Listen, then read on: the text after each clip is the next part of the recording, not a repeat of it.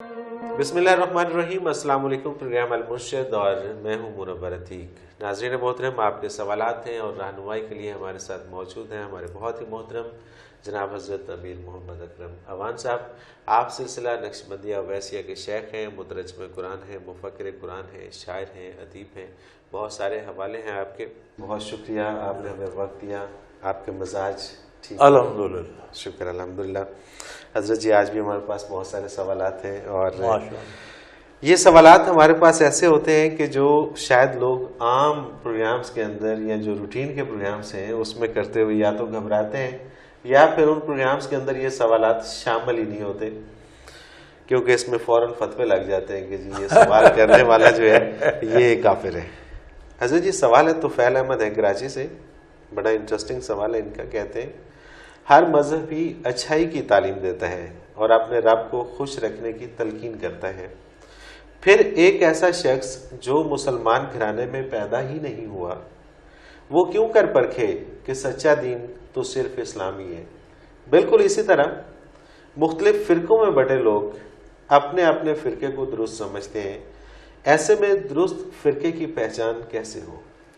अल्हम्दुलिल्लाह रब्बिल आलमीन वस्सलातु वस्सलामु अला हबीबिही मुहम्मद व आलिही व सहबिही अजमाइन। अऊज़ु बिल्लाहि मिनश शैतानिर रजीम। बिस्मिल्लाहिर रहमानिर रहीम। मुझे आपका सवाल सुनकर मैं अल्लाह करीम का शुक्र अदा करता हूँ, खुशी हुई। ये ऐसी बातें हैं जो पूछी भी जानी चाहिए और जो ज़्यादा ज़ेरे बहस आना चाहिए। सही। जहाँ तक अल्लाह जल्ल शानु की ज़ात का ताल्लुक़ है तो अल्लाह को मानना अक्ल की मजबूरी है। बिल्कुल सही। यानी जब आप इस तख्लीक के प्रोसेस को देखते हैं जी, ये चीज़ का दरख्त कहाँ से आया जी, उसका बीज मिट्टी में दबोया था, फिर इसे पानी मिला, ग़ज़ा मिली, ये पानी और इसकी ग़ज़ा कहाँ से आई जी, अल्लाह ने बनाई। अल्लाह कौन है, उसे किसने बनाया? तो वहाँ जाकर रुकना पड़ता है दिमाग को। बिल्कुल ऐसी है, किसी भी मसलक से किसी भी मजहब से ताल्लुक हो, लेकिन वो एक हस्ती ऐसी माननी पड़ती है जिसे किसी ने नहीं बनाया, जो सबको बनाती। सुभान अल्लाह। अगर न माने तो फिर ये तसलसल ख़त्म ही नहीं होता। बेशक बेशक। लिहाजा अक्लन आजिज़ आकर अल्लाह को मानना और बात है, और अल्लाह की ज़ात और सिफ़ात को वैसा मानना जैसा वो है, उसके लिए नबी चाहिए।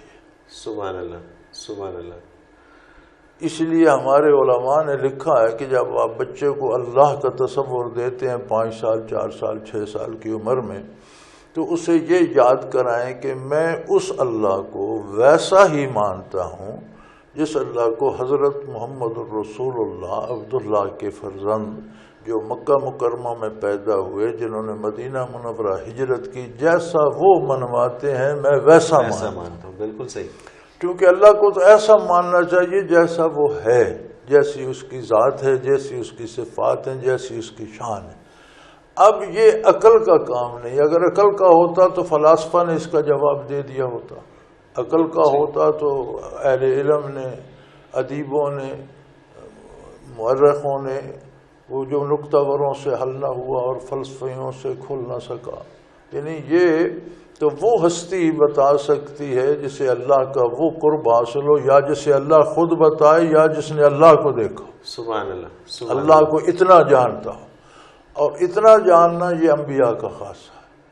लिहाजा अल्लाह को वैसा मानना ज़रूरी है जैसा वो है, और वो बताते हैं हज़रत मोहम्मद रसूलुल्लाह सल्लल्लाहु अलैहि वसल्लम। ये तो बात हो गई ईमान की। अब अगर कोई वैसा नहीं मानता तो आज खुद वो अपने को सच्चा कहता रहे, तो बुत परस्त भी कहते हैं मैं सच्चा हूँ, तो सतारा परस्त भी, आतिश परस्त भी, इब्लीस की पूजा करने वाले भी एक तबका है, वो कहते हैं हम सच्चे हैं। सही। तो ये कहने से सच्चा नहीं होता। रहा सवाल का ये हिस्सा कि बंदा कैसे तलाश करे, अब वो गैर मुसलमानों के घर पैदा हुआ है, कैसे मैं तो समझता हूँ जो मुसलमानों के घर पैदा हुए तलाश उन्हें भी करना चाहिए। बिल्कुल सही। एक मौरूसी अकीदा है اس میں وہ قوت نہیں ہوتی جو آپ تحقیق کر کے فیصلہ کر کے متعین کرتے ہیں، اس میں جو قوت اس میں ہوتی ہے۔ اچھا حضرت جی، یہاں پر ایک اور سوال اٹھتا ہے کہ بہت سارے ہمارے علماء اکرام اس بات سے روک دیتے ہیں، وہ کہتے ہیں کہ آپ تحقیق میں پڑھو گے تو آپ ایمان سے خارج ہو جاؤ گے۔ وہ اس لیے روک دیتے ہیں کہ ہم سے ہی پوچھتے رہو، ہمارے محتاج رہو۔ صحیح۔ دین یہ نہیں ہے کہ آپ میرے محتاج ہو جائیں، دین یہ ہے کہ آپ براہ راست اللہ سے آشنائی پیدا کریں۔ سبحان اللہ۔ نبی کریم صلی اللہ علیہ وسلم کی ذات درمیان میں آ جاتی اور لوگوں سے کہتی کہ تم میں تو اہلیت نہیں ہے کہ تم اللہ سے کلام کر سکو، تم باتیں مجھ سے کرو، میں تمہاری باتیں اللہ کو پہنچاؤں گا۔ بات بنتی تھی، بالکل صحیح۔ لیکن آپ نے فرمایا یہ ہر بندے کا تعلق براہ راست اللہ سے، اور میری ذمہ داری یہ ہے کہ جو آئے اسے اللہ کے روبرو کر۔ سبحان اللہ۔ لہذا جو آیا اس نے سجدہ براہ راست اللہ کو کر کے اپنی گزارشات براہ راست اللہ سے پیش کی۔ تو دین یہ ہے کہ بندے کو اتنا بتایا جائے کہ از خود وہ اپنی ذمہ داری پر اپنے اللہ کے حضور پیش ہو۔ اس سے روکنا تو زیادہ۔ اچھا، اس میں اس کا کوئی طریقہ کار ہے کہ کس طرح سے ہمیں دیگر مذاہب کو، کیونکہ بعض اوقات یہ ہوتا ہے کہ اپنے مذہب کا پتہ نہیں ہوتا اور چل پڑتے ہیں دوسرے کے مذہب۔ گزارش یہ ہے جی کہ آپ نے بازاروں میں دیکھا ہوگا، کیا ایک ہی دکان ہو کپڑے کی، ایک ہی آٹے دال کی، ایک ہی مرغی گوشت کی، تو وہ زیادہ اچھا ہے یا بے شمار ہوں تو؟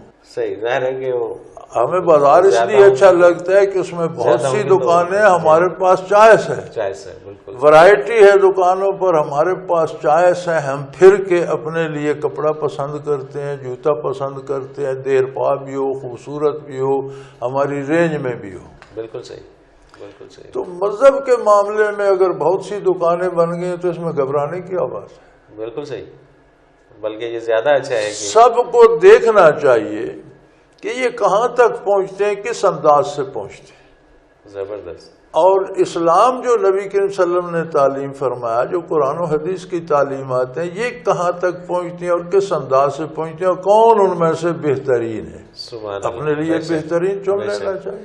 اور یقیناً کہ جب تحقیق کر کے یہ پتہ چلے گا کہ رب کی ذات موجود ہے تو پھر اس پہ ایمان لانا، ظاہر ہے اس کا درجہ ہی کچھ اور ہوگا۔ کافر نہیں، میں تو کہتا ہوں ہر مسلمان کو بھی سنے سنائے ایمان کی بجائے خود تحقیق کر کے ایمان لانا چاہیے۔ وہ ایمان اسے اعمال پہ مجبور کرے، سنا سنایا ایمان اعمال پہ مجبور نہیں کرتا، سنی سنائی بات سنی سنائی ہوتی ہے، پھر وہی ہوگا کہ دکھاوا زیادہ ہوگا اور حقیقت کا پہلو کم ہوگا۔ طارق محمود قریشی منور کالونی سرگودا سے یہ کہتے ہیں جی، ایک عام اصطلاح ہے کہ جادو برحق ہے، لفظ برحق سے کیا مراد ہے، اور کیا واقعی جادو ایسا ہی ہے، برحق ہے؟ جادو باطل ہے، جادو باطل ہے، باطل ہے، کفر ہے، کبھی کفر ہے، کبھی بدترین گناہ ہے۔ صحیح۔ اگر جادو میں ایسے کلمات شامل ہوں جو کفریہ ہوں تو جادو کفر ہو جاتا ہے۔ صحیح۔ ورنہ جادو کسی کی بھلائی کے لیے تو ہوتا ہے، ایذاء کے لیے ہوتا ہے، اس لیے حرام ہے۔ اب یہ برحق کہنے والوں نے ایک بات گھڑ لی ہے کہ حضور صلی اللہ علیہ وسلم پر جادو کیا گیا اس لیے جادو برحق ہے۔ بھی حضور کو جس چیز سے ایذاء دے گی وہ برحق ہے، یہ باطل ہے۔ صحیح، بالکل صحیح۔ یہ تو الٹی بات ہوگی، یہ تو بالکل الٹی بات ہے۔ اچھا، اب جو حضور اکرم صلی اللہ علیہ وسلم پر ایک یہودی نے جادو کیا، آپ کے سر مبارک کے منہ مبارک لے کر کسی کنگھی میں الجھا کر اس پر گریں لگا کر ایک اندھے کنویں میں اس نے پھینک، اس سے ہوا یہ کہ حضور اکرم صلی اللہ علیہ وسلم کا بگڑا کچھ نہیں، لیکن سر میں گرانی محسوس فرمائی آپ۔ صحیح۔ اللہ کریم کی طرف سے آخری دو صورتیں جنہیں معوذتین کہتے ہیں یہ نازل ہوئیں، ان میں 11 آیتیں ہیں، اس نے 11 گرے لگائی ہوئی تھی۔ صحیح۔ نبی کریم صلی اللہ علیہ وسلم کو بذریعہ وہی آگاہ فرما دیا اللہ کریم نے کہ اس طرح کنگھی ہے، اس میں بال ہیں، گرہ لگی ہوئی ہیں اور فلاں کنویں میں ہے۔ صحیح۔ آپ نے ایک خادم کو حکم دیا، وہ صحابی گئے کنویں میں اترے، وہ کنگھی لے آئے۔ اب بالوں کی گرہ لگی ہوئی کھولنا، بال کو گرہ دے دیں تو کھلتی نہیں۔ جب حضور صلی اللہ علیہ وسلم کے پاس وہ کنگھی آئی، آپ ایک ایک آیت تلاوت فرماتے گئے، ایک ایک گرہ کھلتی گئی، سبحان اللہ۔ الناس پر ساری گرہیں کھل گئیں اور جادو ختم ہو گیا۔ نبی صلی اللہ علیہ وسلم پر یہ کیوں ہوا؟ یہ تھا تعلیم امت کے لیے. صحیح صحیح. جادو کی حقیقت بھی کھل گئی، یہ بھی پتہ چل گیا. اب گولی ماریں تو بندہ مر جاتا ہے، آپ کہیں کہ گولی برحق ہے؟ بالکل نہیں، ظاہر ہے اس سے تو ایسا پہنچا. وہی حال جادو کا ہے نا، آپ کسی پر فائر کرتے یہ ہیں، ایک ایسا غلط جملہ ہے جو اسے عام نقصان ہوتا ہے، طور آپ پہ کہتے ہیں یہ برحق ہے. برحق نہیں ہے، برحق جادو کا توڑ ہے. صحیح. برحق قرآن کریم ہے. اگر مسلمان ہر نماز کے ساتھ یہ معوذتین پڑھ لے، اتنا نہیں کر سکتا تو سوتے وقت پڑھ کے سو جائے، صبح اٹھ کر نماز پڑھ کے ایک دفعہ دوہرا لے تو جادو اس پر اثر نہیں کرتا. سبحان اللہ. یعنی یہ جہاں اللہ کا کلام اور عبادت ہے اور نہیں کر سکتا تو دو سنتوں میں دونوں معوذتین، ایک صورت ایک سنت میں پڑھ لے، رکعت میں دوسری رکعت میں پڑھ لے. بڑا آسان سا نسخہ ہے. 24 گھنٹوں میں ایک بار پڑھ لے، زیادہ بار پڑھ، جتنا زیادہ بار پڑھے اتنا زیادہ ثواب بھی ہے، اتنا زیادہ تحفظ بھی ہے. تو اللہ کریم نے جو علاج بتایا یہ برحق ہے اور جادو باطل ہے. اور یہ بڑا آسان سا نسخہ ہے ناظرین، آپ اس پہ عمل کریں تو بہت سارے جعلی پیروں سے، جعلی نجومیوں سے آپ کی جان چھوٹ جائے گی. حضرت جی حکیم محمد اشفاق منڈی بہاؤالدین سے یہ لکھتے ہیں، شیخ سے حصول فیض کی اساس کیا ہے، اور کیا انبیاء اکرام سے حصول فیض کے لیے بھی یہی اساس تھی؟ انبیاء علیہ السلام کی اطاعت اس سے کہیں زیادہ تھی. سبحان اللہ. اور جو صحابہ نے کر کے دکھائی ہے اس کا ہم تصور نہیں کر سکتے. صحیح. چھوٹے چھوٹے معاملات میں ایک صحابی نے نبی کریم صلی اللہ علیہ وسلم کی دعوت فرمائی، وہ ادھر ہی تھے تو بیٹا فوت ہو گیا، ننا بچہ تھا، اسے کوئی ایسا ہارٹ اٹیک ہوا کیا. اب ان کی اہلیہ نے بچے کو بستر پہ لٹا کے چادر وادر ڈال دی. شام کا وقت تھا، اگلے دن دعوت تھی. تو رات کو ہوا ہے نہیں بتایا. میاں بڑی بیوی بڑے خوش و خرم راز بسر کی، صبح نہا دھو کر دعوت کے لیے چلے گئے. انہوں نے دعوت بنائی تو پوری دعوت کھلانے کے بعد، فارغ کرنے کے بعد انہوں نے عرض کی کہ بچہ رات فوت ہو گیا تھا، اس کا جنازہ کیا. اللہ اکبر. آپ اطاعت کا اندازہ لگائیں. اللہ اکبر. اس دور میں کون کر سکتا ہے؟ ممکن نہیں ہے کہ حضور بے مزہ نہ ہو، دعوت خراب نہ ہو حضور کی. کیا لوگ تھے. سبحان اللہ. سبحان اللہ. نہیں، حکم ماننا، رکوع سجود کرنا، جہاد کرنا سمجھ میں آتا ہے، یہ جذبات تک کو قربان کر دینا. اللہ اکبر. اور ایسے جذبات کے جو کنٹرول سے ہی باہر ہیں، بے اختیار ہو جاتے ہیں، بے اختیار ہو جاتے ہیں، ہنس رہے ہیں، کھیل رہے ہیں، خوشی خوشی چیزیں پیش کر رہے ہیں. اس دور میں ماں نے، خاتون نے، ماں نے میاں کو نہیں بتایا اللہ اکبر کہ پریشان ہوگا. تو آپ صحابہ کی اطاعت کا تو ہم تو اندازہ بھی نہیں کر سکتے. صحیح بات ہے. بات یہ ہے کہ آپ جس کی اطاعت کرتے ہیں، جس کے تابع ہو جاتے ہیں، اس سے آپ کو ایک قلبی نسبت ہو جاتی ہے، آپ اس جیسے ہو جاتے ہیں. عجیب بات یہ ہے. سبحان اللہ. آپ کسی چور کی اطاعت کر لیں، اگلے سال آپ بھی کامیاب چور ہوں گے. جی ایسا ہی لباس ویسا بنا لیں گے، مونچھیں وغیرہ ویسی بڑھا لیں گے، حلیہ ویسا بنا لیں گے. وہ کہتے ہیں نا کہ آدمی سوسائٹی سے پہچانا جاتا ہے، جس طرح کی سوسائٹی ہوتی ہے اس طرح کا بن جاتا ہے. جس طرح کا بندہ جس کی اطاعت اختیار کرتا ہے اسی کی کاپی بن جاتا ہے. سوال ہے سلطان عرفانی لاہور سے، یہ کہتے ہیں جی غوث اور کتب کیا ہر عہد میں موجود ہوتے ہیں؟ اگر موجود ہوتے ہیں تو ملک و قوم پر ان کے کیا اثرات ہوتے ہیں؟ حضرت جی اس کا جواب ایک مختصر سے کمرشل بریک کے بعد. ناظرین ایک مختصر سے کمرشل بریک، اس کے بعد حاضر ہوتے ہیں. ہمارے ساتھ رہیے.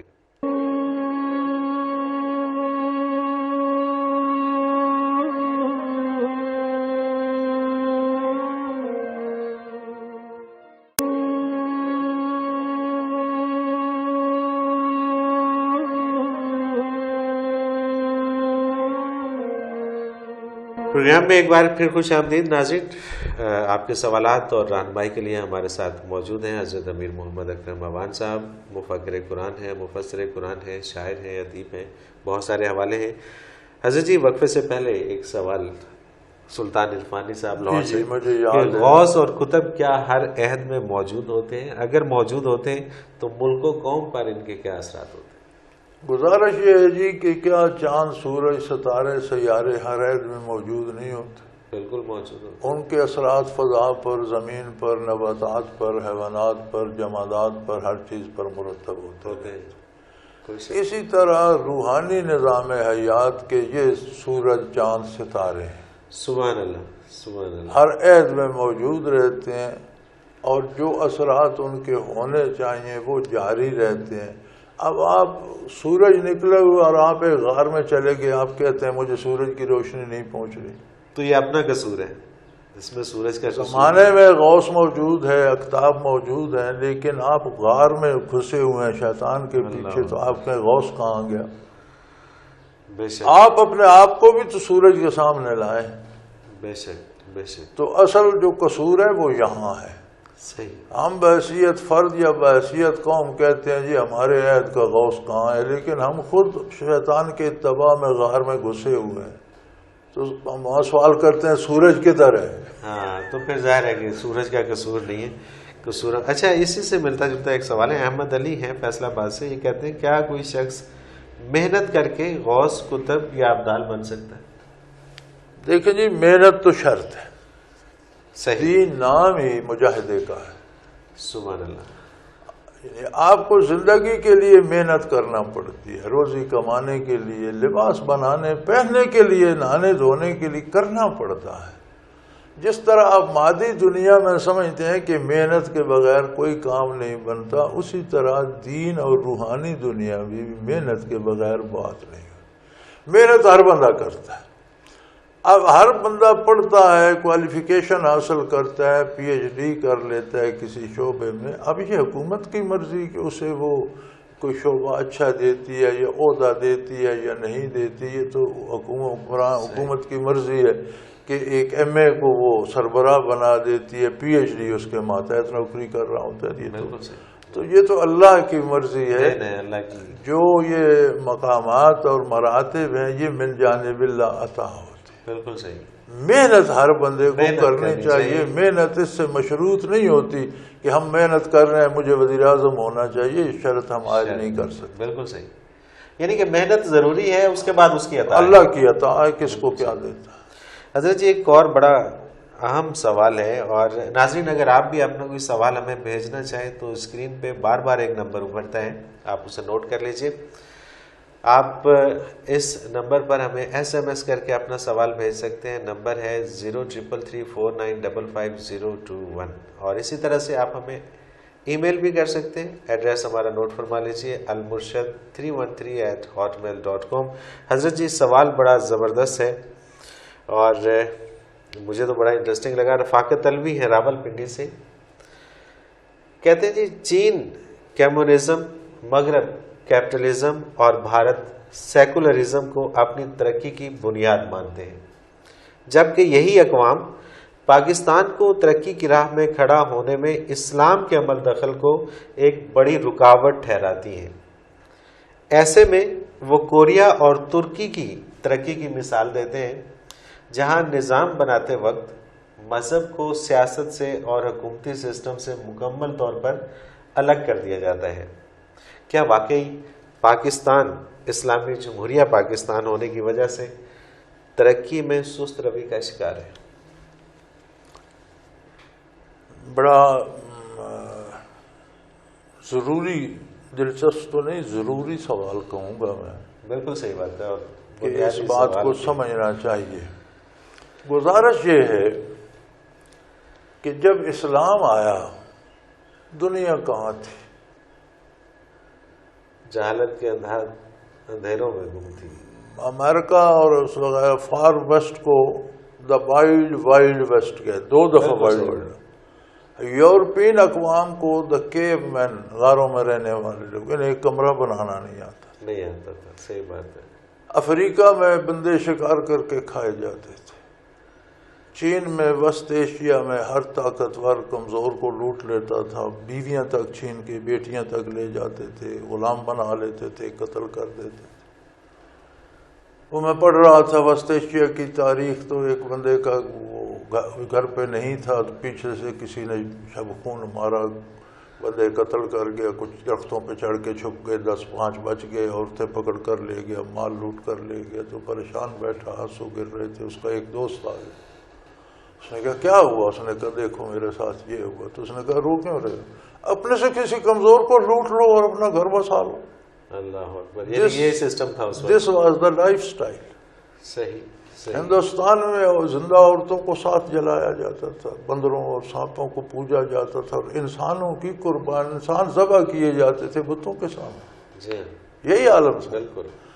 اسلام نے جہاں روحانی ترقی دے کر بندے کو اللہ سے ہم کلام کر دیا، وہاں مادی نظام وہ دیا کہ صحرائے عرب سے اٹھنے والے صحرائی لوگوں نے روئے زمین کا 3/4 حصہ اسلامی ریاست بنایا۔ سبحان اللہ، سبحان اللہ۔ کیوں وہ اسلامی ریاست بن گئی؟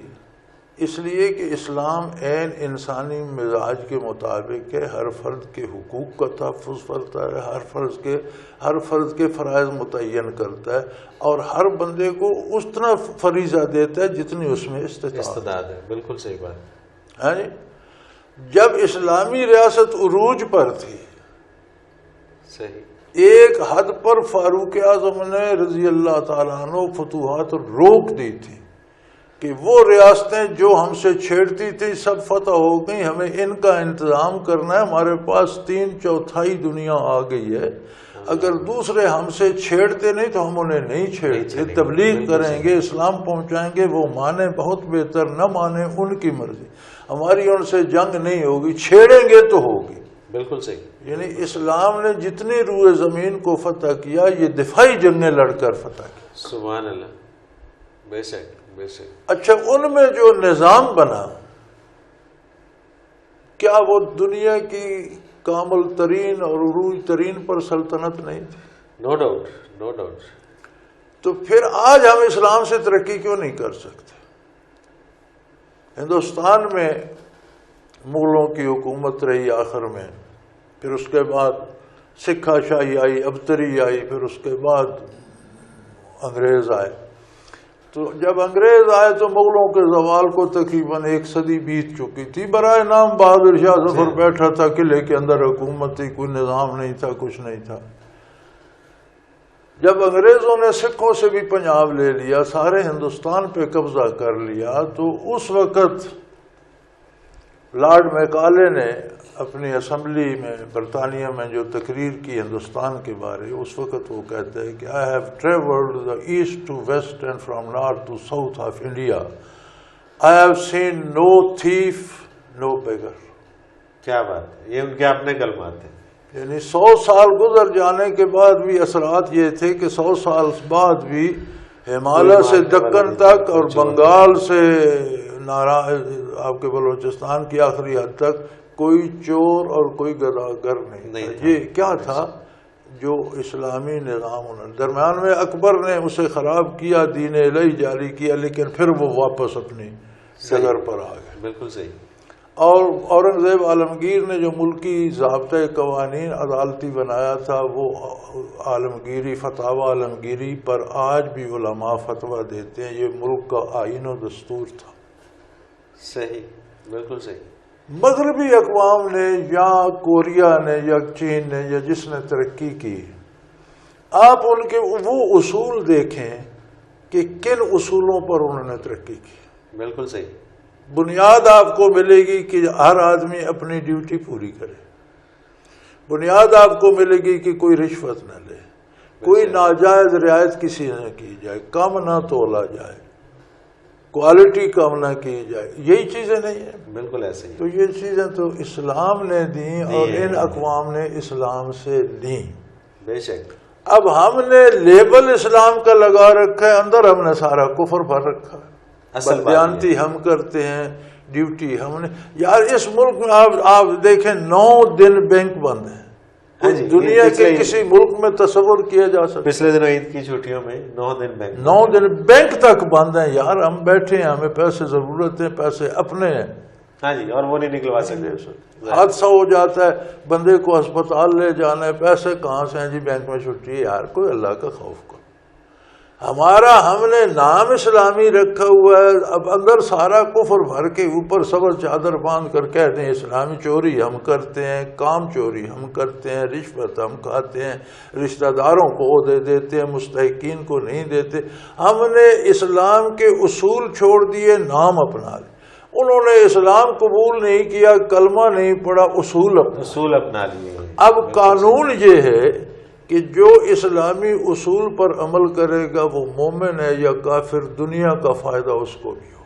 بالکل صحیح. مومن ہے تو اسے آخرت کا بھی فائدہ ہوگا, دنیا کا بھی. کافر ہے تو اسے آخرت میں کچھ نہیں ملے گا, دنیا اور پیاسا ہے, ٹھنڈا پانی مومن ہے یا کافر ہے, جسے دیں پیاس بجھائے گا.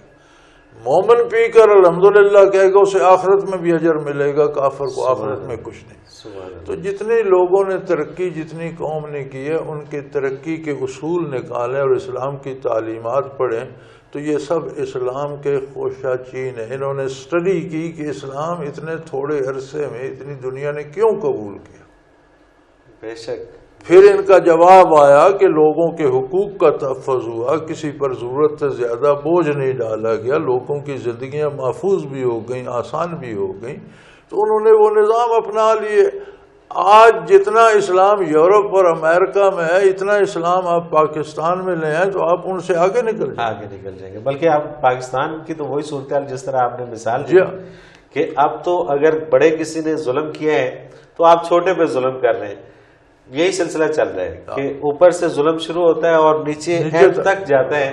ہر شخص ظلم کرنے پر, اپنے سے کمزور کو لوٹ لو, پریشان ہونے کی کیا ضرورت کیا ہے. اور یہی ہو رہا ہے پاکستان کے اندر. اب اس کو ہم اسلام کہیں تو یہ تو اسلام کا قصور نہیں, ہماری سمجھ کا, کیونکہ ہم نے وہ قوانین تو سارے چھوڑ دیے ہیں جو اسلام کے قوانین ہیں, اور بظاہر مسلمان کہنے سے تو ظاہری بات ہے ترقی نہیں ہوگی. بالکل صحیح. حضرت جی ایک اور سوال شامل کرتے ہیں محمد اسلم رائیونڈ سے. یہ کہتے ہیں کہ حدیث مبارکہ دعا عبادت کا مغز ہے کو بنیاد بنا کر یہ کہا جاتا ہے کہ دعا کے بغیر عبادت ایسے ہی ہے کہ آپ نے چھلکا لیا اور مغز چھوڑ دیا. سوال یہ ہے کہ دعا کی حیثیت اپنی جگہ, مگر پھر عبادت کی حیثیت کیا ہوگی؟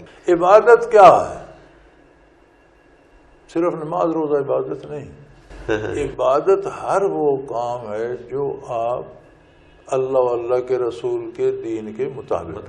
بالکل ٹھیک. اس کے مطابق کمانا عبادت, کھانا عبادت, بال بچے پالنا عبادت, سونا عبادت, جاگنا عبادت, گھر بنانا عبادت.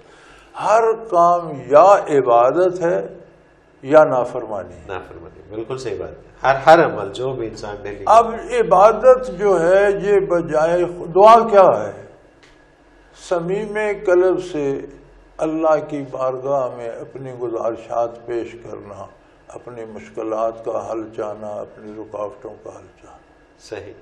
اور عبادت کیا ہے؟ صمیم قلب سے اللہ اللہ کے رسول کی اطاعت کرنا. تو یہ جو عمل ہے یہ بجائے خود دعا بن جائے. سبحان اللہ, سبحان اللہ. یہ چاہتا ہے رحمت الہی کو, یہ چاہتا ہے برکات کو, یہ چاہتا ہے انعامات کو, یہ خود دعا بن جاتا ہے. اب اس سب کے بعد پھر اللہ کریم نے یہ مزید شفقت فرمائی کہ عمل کرنے کے بعد پھر مجھ سے کوئی چیز چاہتے ہو تو وہ مانگ بھی لو. سبحان اللہ, سبحان اللہ. اب مخل عبادت یعنی عبادت کا حاصل اس لیے کہا گیا کہ دعا کرنی چاہیے گناہوں کی معافی کے لیے, دعا کرنی چاہیے قرب الہی کے لیے, اور اس کے تو فعل دعا کرنی چاہیے دنیاوی مصیبتوں سے نجات کے لیے, اخروی مصیبتوں سے نجات کے لیے. یہ دعا ہے. صحیح. تو عبادت بھی تو یہی ہے. بالکل صحیح. اس میں اس کو الگ نہ کیا جائے, بجائے خود ہر عبادت از خود دعا بھی ہے. یعنی دعا تب بنتی ہے کہ جب عبادت میں محض ایکٹنگ نہ رہے, خلوص آئے, اداکاری نہ ہو. خلوص دل سے کر رہے ہیں تو وہ خود دعا بن جاتی ہے. اگر اداکاری ہے تو عبادت ہی نہیں رہتی. اس لیے فرمایا گیا کہ جو دعا ہے یہ عبادت کا مغز ہے، یعنی عبادت خود دعا ہونی چاہیے. بالکل عمل چھلکا ہے اور وہ کیفیت اس کا مغز ہے. مغز ہے، بالکل صحیح. اور کیفیت اگر آ جائے تو پھر کیا بات ہے. تو یہ ایک ہی لفظ ہے، ایک ہی بات ہے، لیکن اس کو سمجھنے میں تھوڑا مشکل ہے. یہ حضرت جی بہت شکریہ. ہمارے پروگرام کا وقت اپنے اختتام کو پہنچ رہا ہے. الحمدللہ. ناظرین محترم، اگر آپ بھی اپنا کوئی سوال ہمیں بھیجنا چاہیں تو جیسے میں نے پہلے بھی عرض کیا ہے کہ اسکرین پہ ایک نمبر بار بار ابھرتا ہے، آپ اس پہ اپنا SMS ہمیں بھیج سکتے ہیں. نمبر نوٹ کر لیجئے 0333 4955 آپ اس نمبر پر ہمیں SMS کر سکتے ہیں. اور اسی طرح سے ہمارا ای میل ایڈریس بھی اسکرین پر موجود ہے، آپ ہمیں میل کر سکتے ہیں almurshid313@hotmail.com. اور اس کے ساتھ ہی منور عتیق کو اجازت دیجیے. انشاءاللہ اگلے ہفتے پھر ملاقات ہوگی. اللہ حافظ.